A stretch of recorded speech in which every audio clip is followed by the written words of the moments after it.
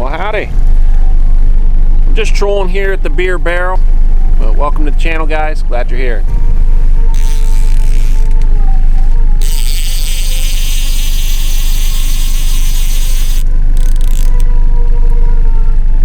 Oh yeah, definitely have a fish on there. It looks like we caught this on our shallowest setting, just about I don't know, maybe 20 feet down, something like that.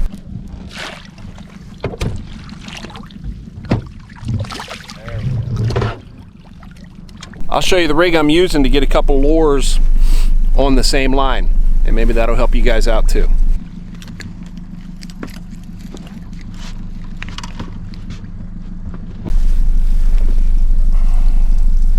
And there it is, guys. Oop, oop. This little laker caught at about 25 feet. Woo. I'll put it back in the net.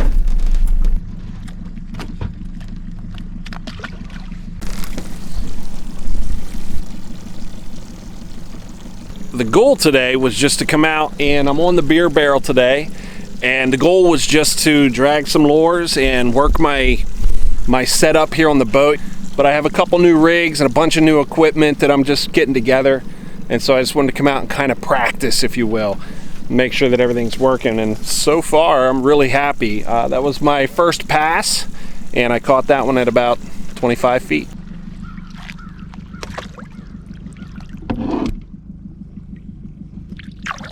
And this is the one that worked today. It's just kind of like a pale silver and white, and just like a nice soft, and then it's got the dimpled steel on it, and it's just like a shiner on the other side. So that's what worked. You can see the size on it. It's about 3 fingers, about 3 inches. But Brian gifted a handful of those to me, so I'm just going to use Brian's lures today. So everything we catch on the boat today while you're out with me is Briar's lures. So he's doing spoons now as well as crankbaits and everything. So regardless of what you're fishing for, he's got your lure. I'm using the downrigger today because I want to make sure that I'm covering the whole water column. So I have my deep lure. The lure I'm going to send down the deepest right there. It's kind of an orange and brass color.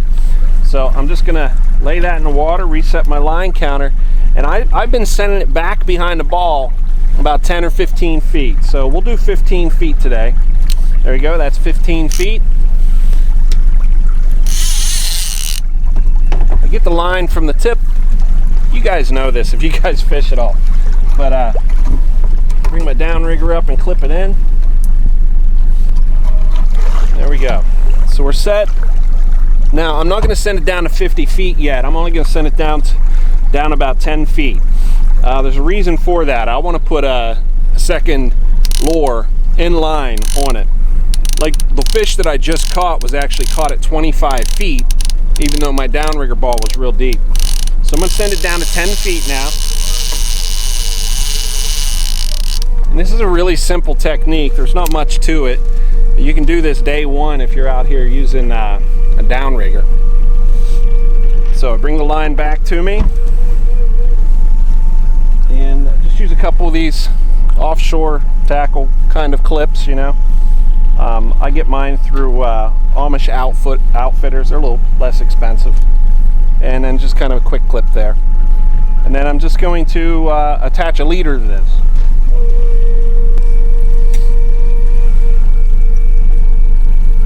This one here is purple and chartreuse. Again, one of Brian's lures. I like this one. Just clip that on the line, do a slider. It's called a slider line. And then I get about 8 inches of lead, and I clip that into my soft release there. And just lay it in the water. Now you got to watch this because you don't want it to get tangled and such, but you're essentially just going to let the line go down.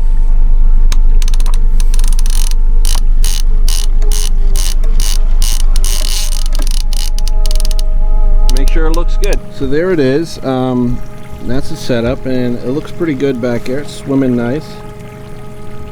That's the clip. That's the spoon behind it. That's in line. So there's a million tricks to make this work out here to make your time more efficient. That's just one of them. So right now I have a lure down at about 18 feet. That's where my downrigger ball is. And then I have this one about 10 feet above it. So I'm going to send them down, and then we're going to do a third lure. That silver one that we caught on. And I just duplicate this process. Now, if you're sending the lines down, like, you could duplicate this over and over again. But honestly, even with just 3 lures stacked on one line, it gets a little busy when you're bringing a fish in.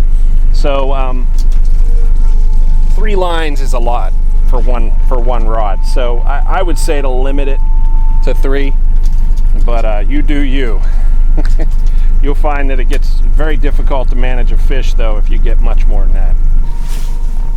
So it's just kind of dangled there and just below the rod, and I'm going to slowly let my line out. So I'm handling the line to let it go down slowly as I release the downrigger. Now when it gets just below the water like that, you can see it just touch the water there. So what I'm talking about watching it is you want to let that go down until that spoon is just underwater, and then you want to watch the action. You guys see how that started to kick and swim? And that's how you know it looks good. That's how you know it's going to work. Bring it up a little bit so you can see it a little better. So there you go. It's swimming really good. The clips look good. Nothing's tangled. And I got an effective stack right there. Now, I don't talk about fishing techniques like this very often, so if you guys like that, let me know. I usually just focus on catching fish because, you know, we love to catch fish. But if this is interesting to you guys, say something in the comments, do the sub, but let me know. I appreciate that. So I'm going to go ahead and run this a few times and see if we can pick something up.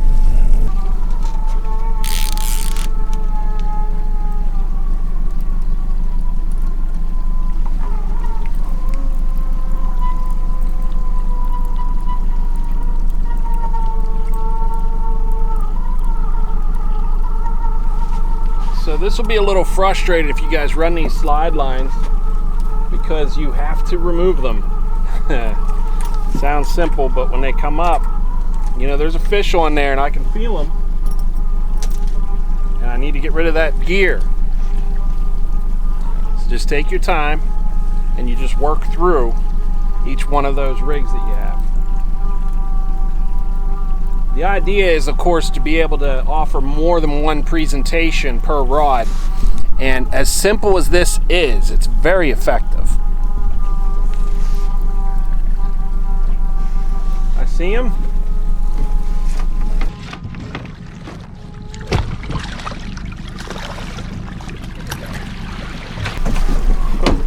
I practically bow flipped that one.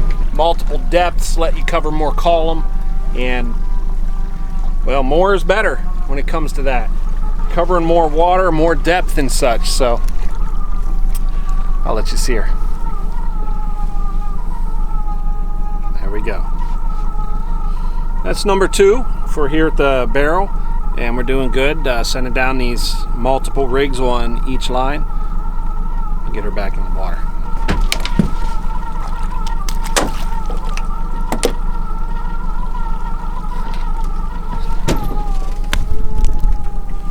She went straight down.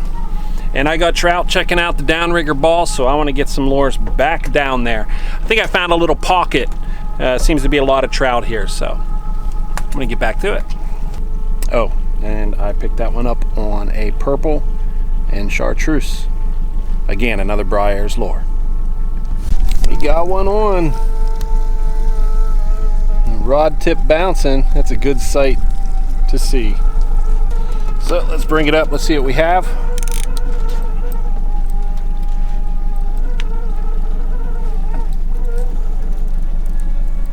Feels like I caught him off the deepest rig, so that's 50 feet down. So I'm not bringing them up real fast.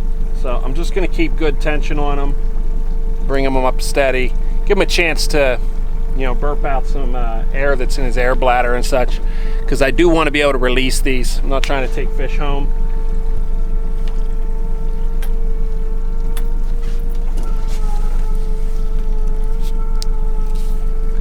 And I just released all those slider rigs, so he'll be back there. They'll all be back with the fish whenever I bring them in. All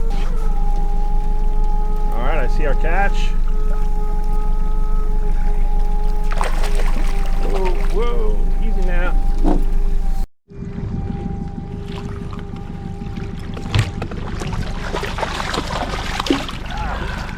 Got him.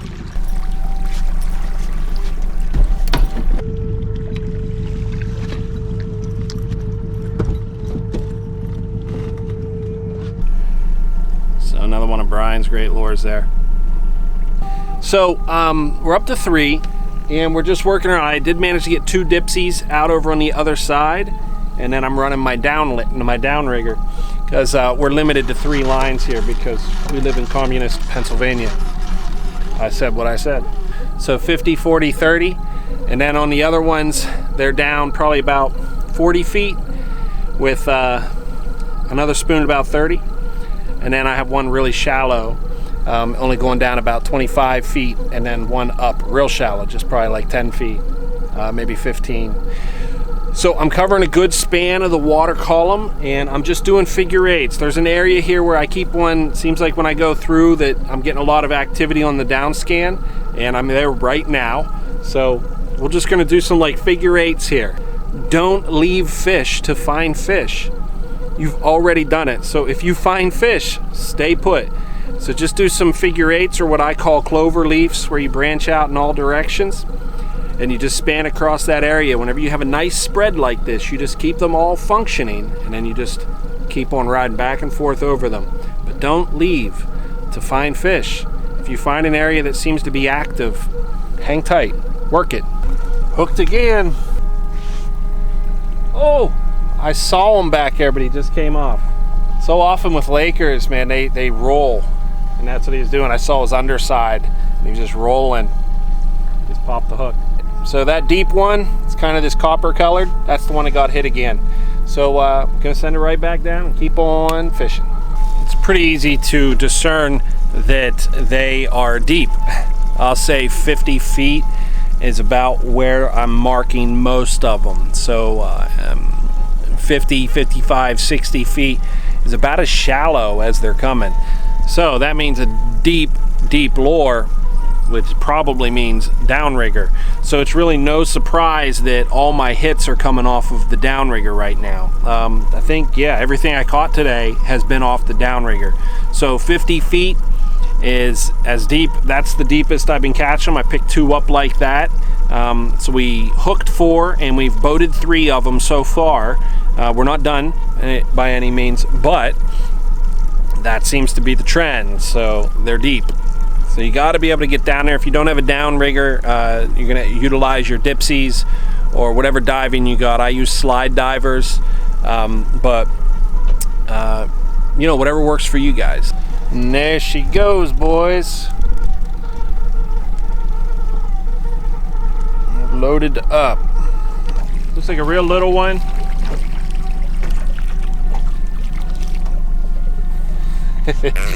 Just like that. But picked him up on the deepest one, so he's 50 feet down. All right, settle down, settle down, settle down. You hear him burping, he's getting that air out of his air bladder. I'm trying to keep on course here. So I'm just gonna let him go. I just flung him back. Ugh, what a mess, he pooped on me. Let me know what he thought. And the water is finally warming up. I'm seeing temperatures right now of about 58. I'm gonna check with air, 58.6 right now. So it's looking like, well, it's time to go fishing. 5 hookups, 4 in the boat. So we got 4 so far, and I'm trolling now in front of Susquehannock Campground. And I'm just kind of trolling back and forth here along. I fish here once in a while, not often, and I don't know why I don't. It's a good spot. I'm actually surprised to see the top planer board way out there. It's actually bouncing. So it looks like we picked something up. It must be the smallest fish though.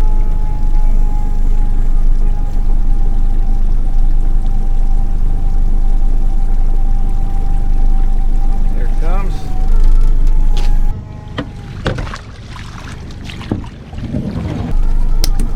be the first one of the day that I'm taking that's shallow.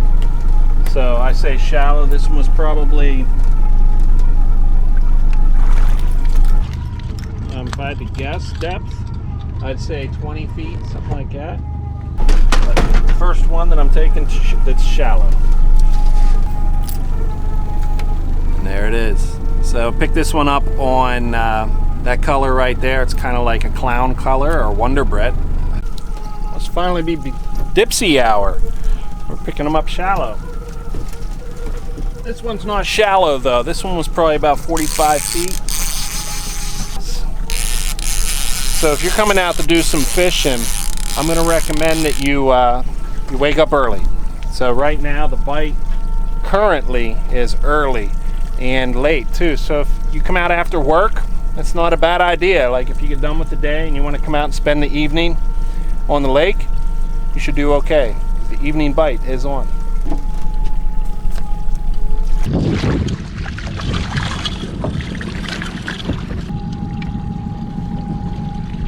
It's tough being your own net man. Just a little laker. Look at that guy, just adorable. And that one is purple and chartreuse one. Just a beautiful laker. Little guy.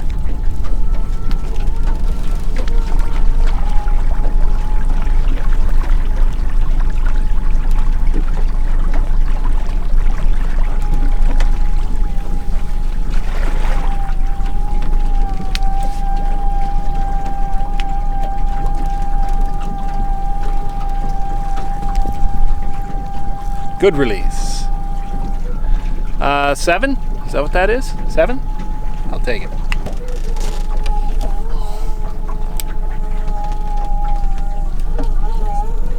Oh yeah, that's life.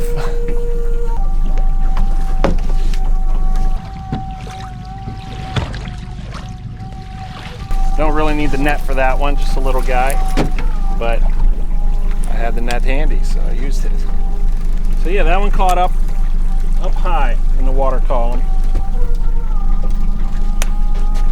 So another one of Brian's lures, getting the job done today. This is a very small trout, but a trout nonetheless. So the stocking programs here at Raystown Lake have been very successful, and there's your proof.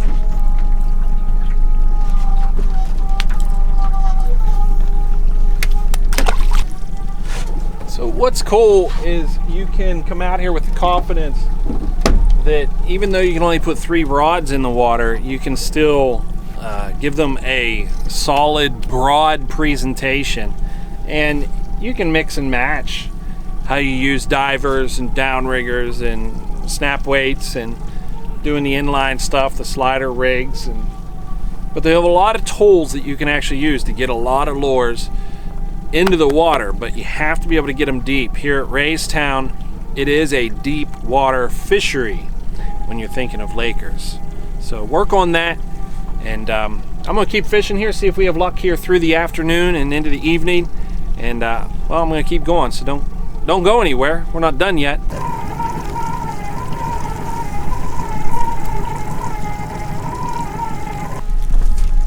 Dipsies are hot. So I'm running them about 15 feet behind my diver. I like that. I think it allows for a little bit more of a stealth presentation, maybe a little bit more subtlety to it. Just grazing some trees right now, just combing them.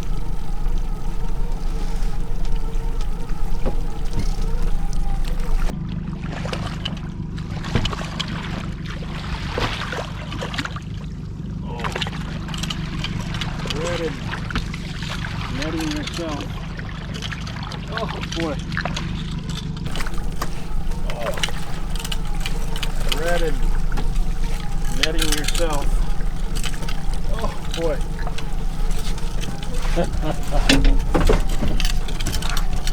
Not sure I deserve that fish after that net job, but we'll take it.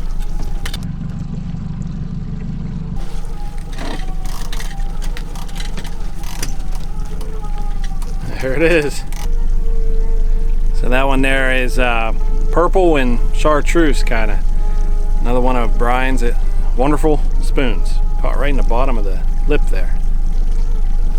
That's a good hook set right there. Very good. Get this guy back in the water. I just put this rod out and it's already bouncing right down here.